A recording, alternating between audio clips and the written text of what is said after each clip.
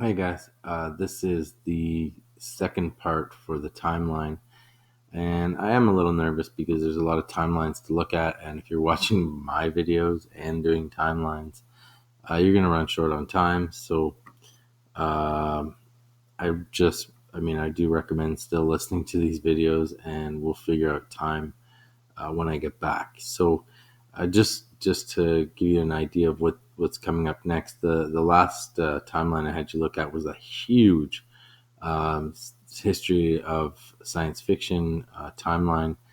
That one's tough. It's very large, but the idea is to give you an idea of what timelines can possibly look like. They can look like gigantic whales, if that makes sense for your timeline.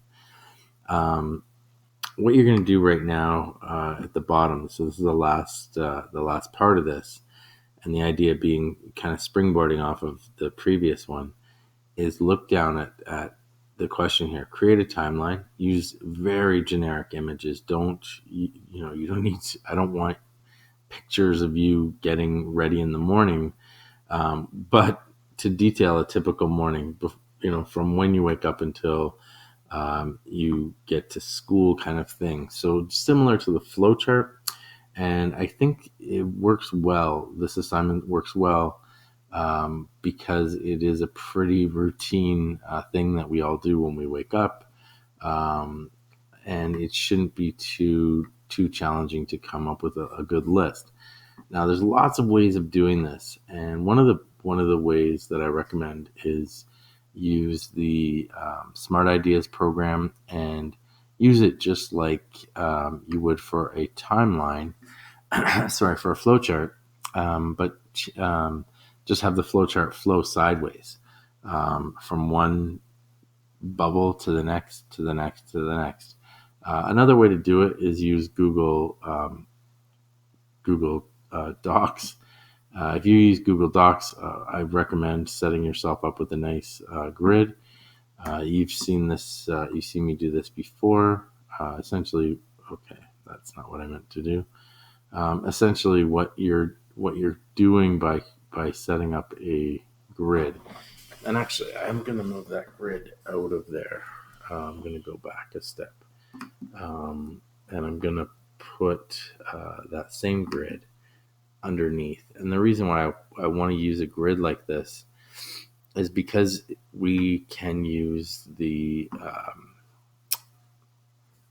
merge space to set up a timeline within here. So let's say I wanted to make the timeline very narrow, maybe 20 things, but I can set it up in the middle, something like this. Um, there's 100 ways of setting this up, but you can make this into a a line. You can change the color of this line by clicking on table properties, and essentially what I'm doing here is I'm making a vertical. Let's use that color. I'm making a vertical line. This line, I can have lots of elements on either side, in boxes, in boxes, or in little categories. And again, you can merge the cells, add pictures, add dialogue, um, have them, some sides larger than the other, slightly offset, to make it look good. So just as an example, so um, I am going to start off here with something like wake up. And for wake up, just because I want to make this work, I'm going to take that text out. And keep in mind, I do like the wording there. That's what I'm going to use for wording. But instead of inserting it as a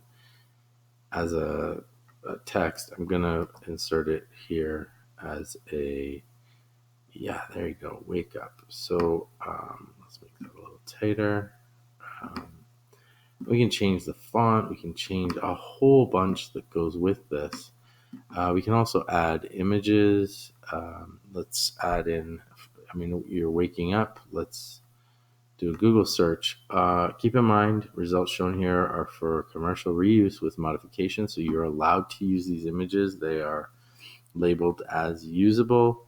Remember to be careful about that. You can't just take any images from Google. You need to take ones that are legitimately labeled as such.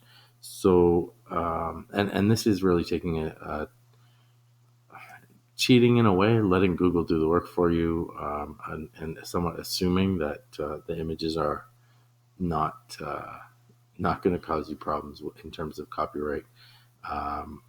It's not. You can always refer back to Google, I suppose, but point being, wake up. Let's use an image. Let's use a search to say wake up and see what Google gives us for. Okay. None of these are terrible. That's not a bad one there. I like that. So copy the image, or select the image actually, and you'll get that image on here. Change the size because it doesn't need to be that big. Put it up here beside this. And again, we said maybe we would change the font because we want to make our timeline look good. And so, sorry, go over to more. Change the font style. Let's go with bangers. Let's make it a little bit bigger. Yeah, there you go. Wake up. And then save and close. And that whole thing that I just typed will get put into this box. Next step.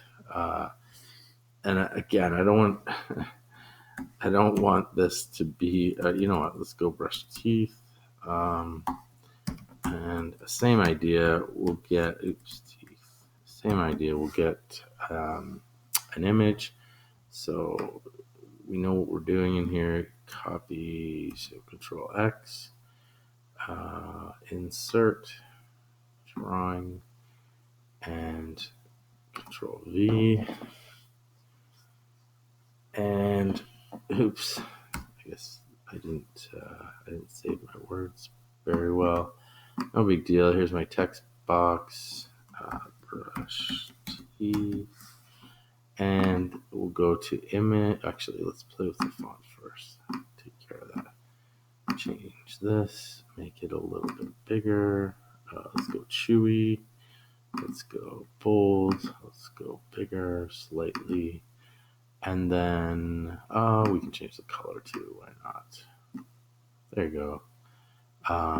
And if we added an image, because we do want to make this pop somewhat, you go search and go to brushing,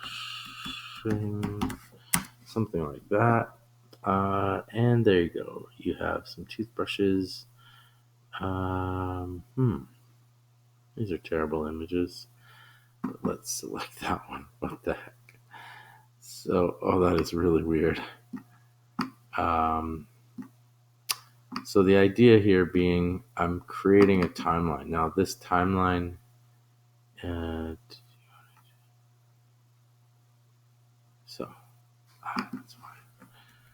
fine. This is my timeline here. Oops. This is my timeline. So what am I left with? And so on. So I'm going down to that's the timeline.